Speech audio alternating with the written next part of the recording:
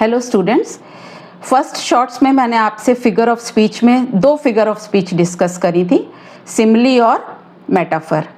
फिर second time मैंने आपसे डिस्कस किया एलिटरेशन एंड रिपीटेशन। आज दूसरी दो फिगर ऑफ स्पीच में डिस्कस करूंगी, that is personification and irony. Personification है क्या?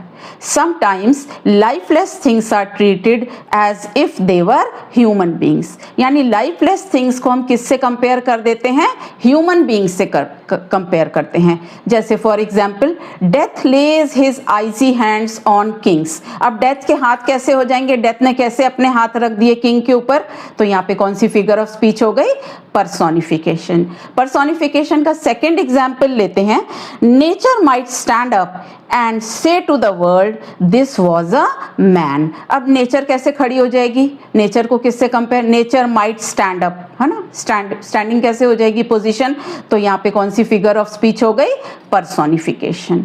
चलो अभी नेक्स्ट फिगर ऑफ स्पीच है आयरनी। आयरनी क्या है? Irony it is a statement, it has double meaning. Double meaning means एक सरफेस मीनिंग रहता है और एक इनर मीनिंग रहेगा।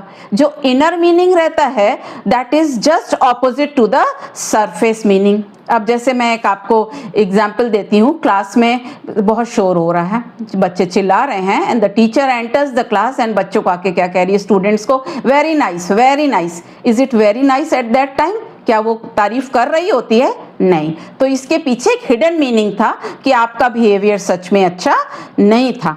अच्छा, सेकंड एग्जाम्पल हम ले लेते हैं। शेक्सपियर का प्ले है जूलियस सीजर।